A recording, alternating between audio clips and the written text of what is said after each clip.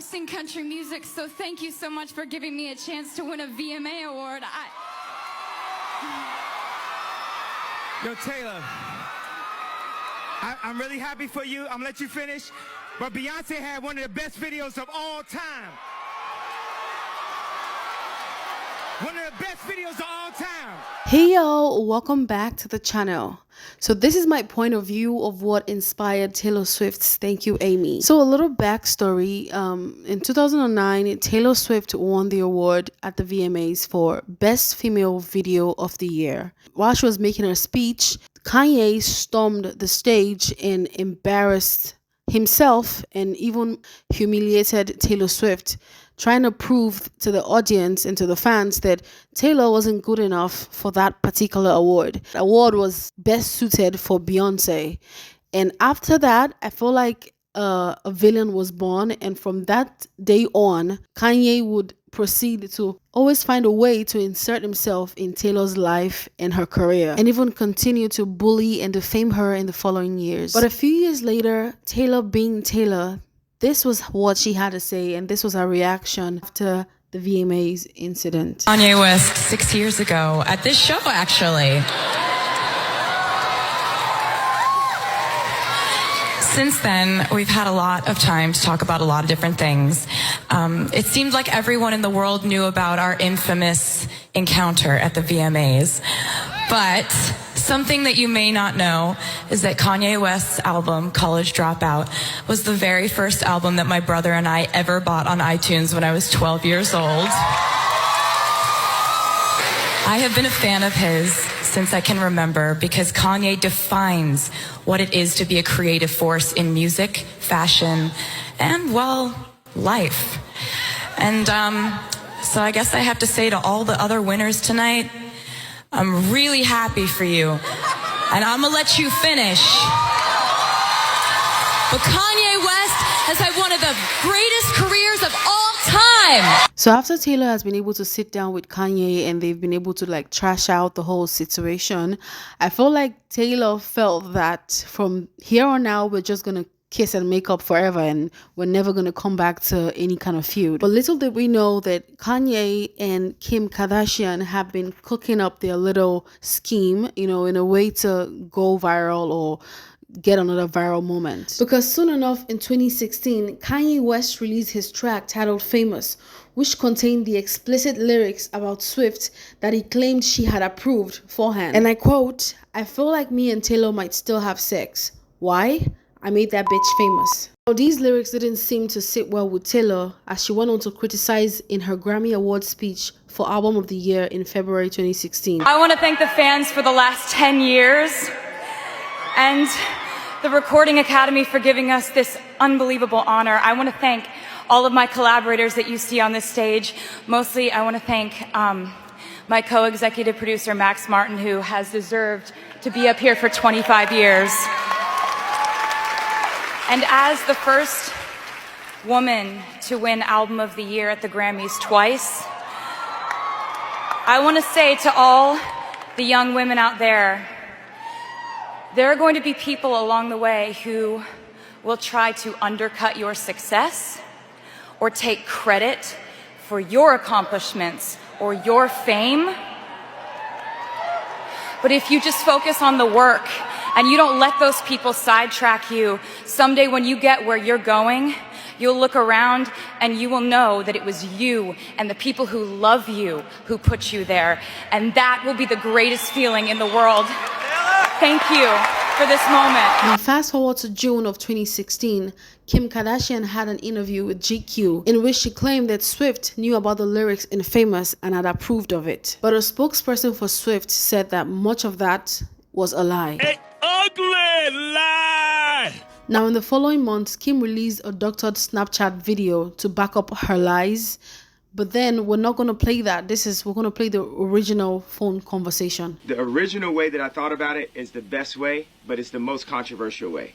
So it's going to go Eminem a little bit. So can you brace yourself for a second?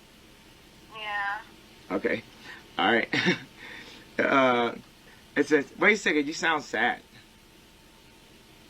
Well, is it gonna be mean? No, I don't think it's mean. Okay, then let me hear Okay. It says, to all my South Side niggas that know me best, I feel like Taylor Swift might owe me sex. That's not mean. Okay. I had this line where I said, and my wife really didn't like this one because we tried to make it nicer. So what I said is, for all my South Side niggas that know me best, I feel like me and Taylor might still have sex. And my wife was really not with that one. She was way more into the she owes you sex. But then the O part was like the feminist group type shit that I was like, That's the part yeah. that's gonna kind of, I mean, they're both really edgy, but that's the only thing about that line is that it's like, it's just the feminists are gonna come out. But I mean, you don't give a fuck, so. Yeah, like, basically. Okay, now what if later in the song I was also to have said, I made her famous? Is that so did you say that? Yes, it might have happened.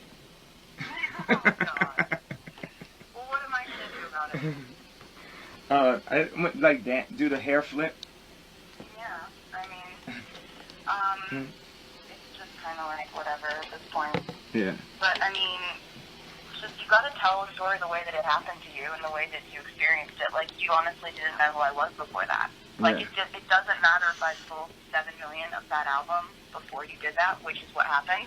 You didn't know who I was before that. It's fine. So now it's just like making things worse, like adding salt to injury. You didn't just put out the song without my consent. Now you're defaming my character, saying I am lying about giving you consent. Now Taylor would later self-isolate for 1 whole year, not wanting to talk to anyone by phone or email or even any kind of contact because she was afraid that someone would continue to, like, people would continue to defame her. Like, she didn't know who to trust. She had that fear in her that this could happen with anyone. And during this period, Taylor became an overproductive, functioning alcoholic and then made a comeback with Reputation and other award-winning albums over the years. And now we have the amazing ttpd, the Tortured Poet Department, which is pure art and poetry. Even from when her career started peaking up until 2016, he would finally give it up. But no, quoting the famous line in Thank You, Aimee, "You haven't changed much." And just to add, I could say the same for Kim, because after all this time, Kim still haven't been able to come out and admit her wrongdoings. I just don't think that he should be punished for it still to this day.